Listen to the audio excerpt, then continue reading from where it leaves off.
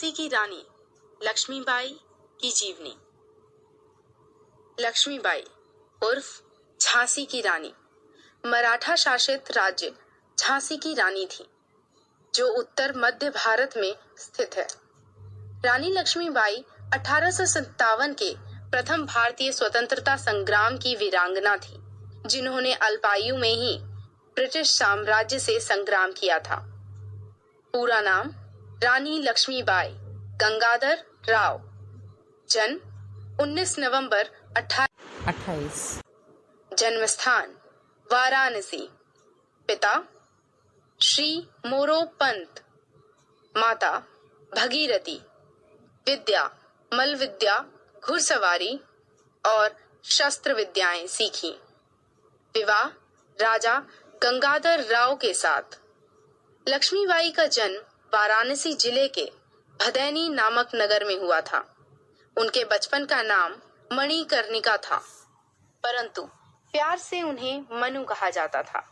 मनु की मां का नाम भगीरथी बाई तथा पिता का नाम मोरोपंत तांबे था। मनु के माता पिता महाराष्ट्र से झांसी में आए हुए थे। मनु जब सिर्फ 4 वर्ष की थी, तभी उनकी मां की मृत्यु हो गई थी।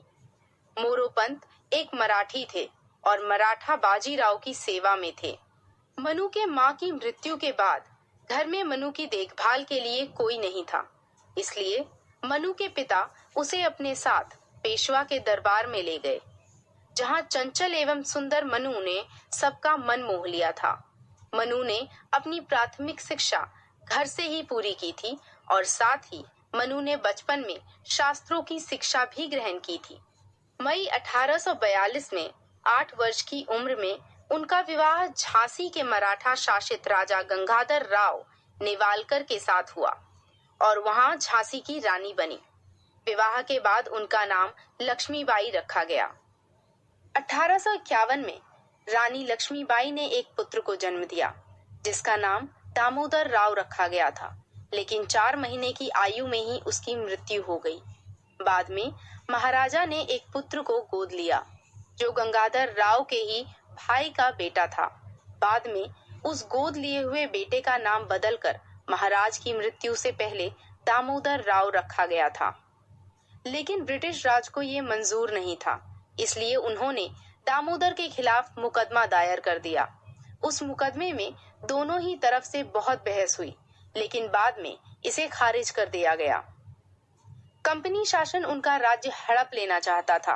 रानी लक्ष्मीबाई ने जितने दिन भी शासन सूत्र संभाला, वो अत्यधिक सूझबूझ के साथ प्रजा के लिए कल्याण कार्य करती रहीं।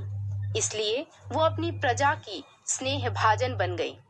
तत्पश्चात ब्रिटिश अधिकारियों ने राज्य का खजाना जब्त कर लिया और उनके पति के कर्ज को रानी के सालाना खर्च में से काटने का फरमान भी जारी कर दिया। इसके परिणाम स्वरूप रानी को झांसी का किला छोड़कर झांसी के रानी महल में जाना पड़ा। मार्च 1854 को रानी लक्ष्मीबाई को झांसी का किला छोड़ते समय 60,000 रुपए और सालाना 5,000 रुपए दिए जाने का आदेश दिया। रानी लक्ष्मीबाई ने हिम्मत नहीं हारी और उन्होंने हर हाल में झांसी राज्य की रक्षा करने का निश्चय किया। ब्रिटिश अधिकारी अधिकतर उन्हें झांसी की रानी कहकर ही बुलाते थे। मणिकर्णिका। घुड़सवारी करने में रानी लक्ष्मीबाई बचपन से ही निपुण थीं। उनके पास बहुत से जाबाज घोड़े भी थे, जिनमें उनके पसंदीदा सारंगी, पवन और बादल भी शामिल हैं, जिसमें परंपराओं और इतिहास के अनुसार 1858 के समय किले से भागते समय बादल ने महत्वपूर्ण भूमिका निभाई थी। बाद में रानी महल, जिसमें रानी लक्ष्मीबाई रहती थी, वह एक म्यूजियम में बदल दिया गया, जिसमें 9 से 12वीं शताब्दी की पुरानी पुरातात्विक चीजों का समावेश किया गया है।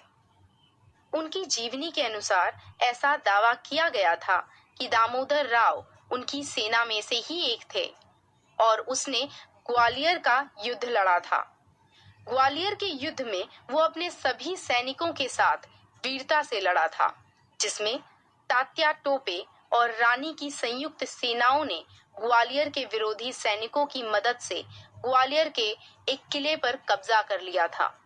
17 जून 1858 को ग्वालियर के पास कोटा की सराय में ब्रिटिश सेना से लड़ते लड़ते रानी लक्ष्मीबाई ने वीर गति प्राप्त की। भारतीय वसुंधरा को गौरवान्वित करने वाली झांसी की रानी एक आदर्श वीरांगना थी। सच्चा वीर कभी आपत्तियों से नहीं घबराता। उसका लक्ष्य हमेशा उदार और उच्च होता है। वो सदैव आत्मविश्वासी, स्वाभिमानी और धर्मनिष्ठ होता है। और ऐसी ही वीरांगना झांसी की रानी लक्ष्मीबाई थी। ऐसी वीरांगना के लिए हमें निम्न पंक्तियां सुशोभित करने वाली लगती हैं। सिंहासन हिल उठे, राजवंशों ने भ्रिकुटी तानी थी। बूढ़े भारत में आई फिर से नई जवानी थी। गुमी हुई आजादी की कीमत सबने पहचानी थी। दूर फिरंगी को करने की सबने मन में ठानी थी। चमक उठी सन 57 में वह तलवार पुरानी थी। बुंदेले हर बोलो के मुंह हमने सुनी कहानी थी। खूब लड़ी मर्दानी वो तो झांसी वाली रानी थी। ये जीवनी समाप्त। बाय।